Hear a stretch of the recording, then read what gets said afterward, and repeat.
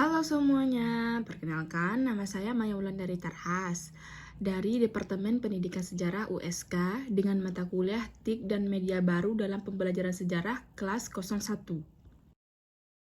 Jadi, pembahasan pertama itu adalah masa transisi menuju Orde Baru pada tahun 1966 sampai 1967.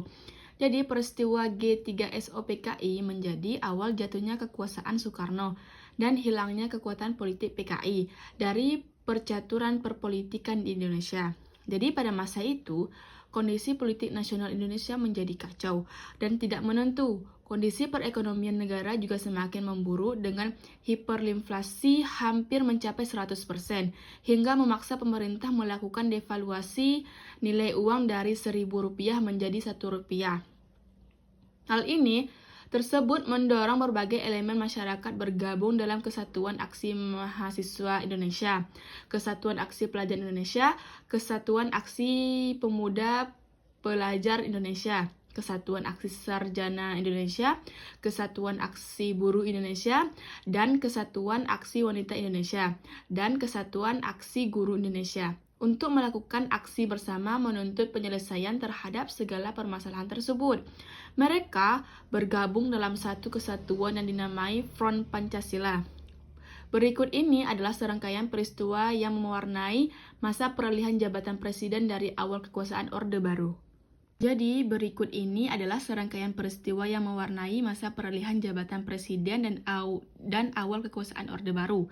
Yaitu pertama itu ada aksi 3 tuntutan rakyat atau Tritura. Berangkat dari panasnya situasi politik dan memburuknya kondisi ekonomi Indonesia memasuki tahun 1966. Front Pancasila dan sejumlah kelompok masyarakat lain mencetusnya Tritura atau 3 tuntutan rakyat pada 10 Januari 1966. Isi Tritura tersebut adalah 1. Bubarnya PKI, 2. Pembersihan kabinet dari unsur-unsur G3OS PKI, serta penurunan harga dan perbaikan ekonomi.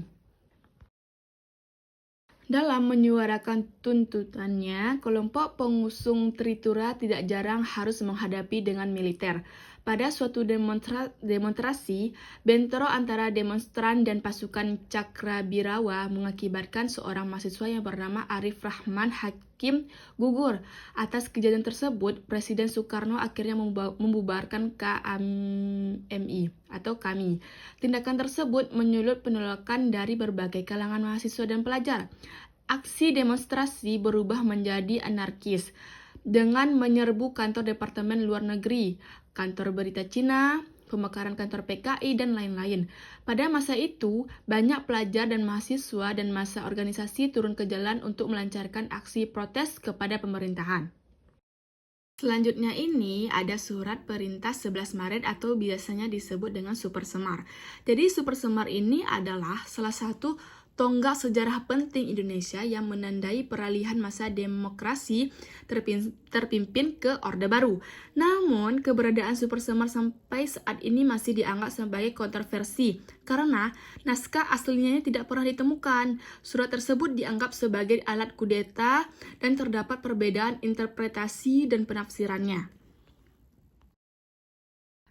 Jadi, pada 11 Maret 1966, sedianya Presiden Soekarno akan mengadakan sidang kabinet untuk mengatasi situasi politik yang kian memanas.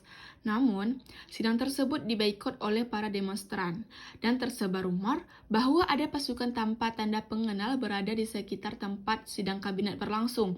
Hal tersebut menjadi alasan Presiden Soekarno kembali ke Istana Bogor. Jadi presiden yang didampingi oleh Dr. Subandrio, Dr. J. Leimena, dan Dr. Khairul kemudian mengadakan pembicaraan dengan 3 perwira tinggi, yaitu Maijen Basuki Rahmat, Brigjen Muhammad Yusuf, dan Brigjen Amir Mahmud yang diutus oleh Letjen Soeharto.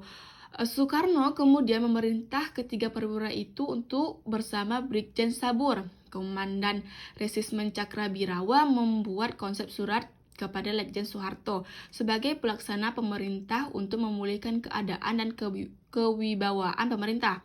Surat yang kemudian dikenal dengan Super Semar atau disebut dengan Surat Perintah 11 Maret ini menjadi dasar Soeharto untuk melakukan tindakan pembubaran atau pelarangan PKI beserta organisasi yang berafiliasi dan berideologi komunis di Indonesia. Selain itu juga, ia melakukan penahanan menteri dan anggota kabinet yang terlibat dalam peristiwa G3OSPKI. Jadi, yang ketiga ini ada dualisme kepemimpinan nasional. Memasuki caturwulan pertama tahun 1966, situasi politik pemerintah Indonesia mengalami dualisme kepemimpinan. Pamor Presiden Soekarno yang enggan untuk memenuhi tuntutan rakyat semakin menurun. Sementara Letjen Soeharto yang diamanahi sebagai pemerintah kian mendapat simpati dan dukungan dari banyak pihak.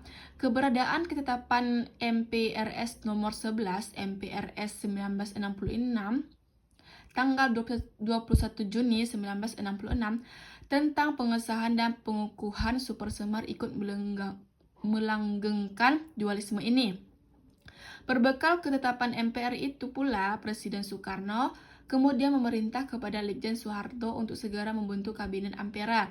Presiden Soekarno menilai Kabinet Dwikora tidak mampu memenuhi 3 tuntutan rakyat. Melalui TAP MPRS nomor tahun 1966, Kabinet Ampera dipimpin oleh Presiden Soekarno bersama dengan Letnan Jenderal Soeharto. Hampir 1 tahun dualisme kepemimpinan politik ini terjadi dalam kabinet dan parlemen Indonesia.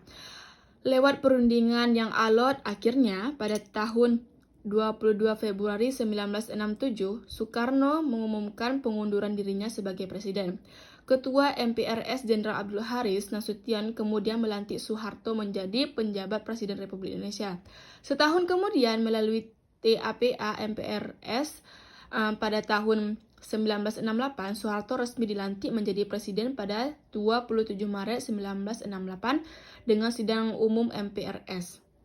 Terima kasih untuk sudah menonton video ini. Semoga bisa menjadi pembelajaran untuk kita semua. Assalamualaikum.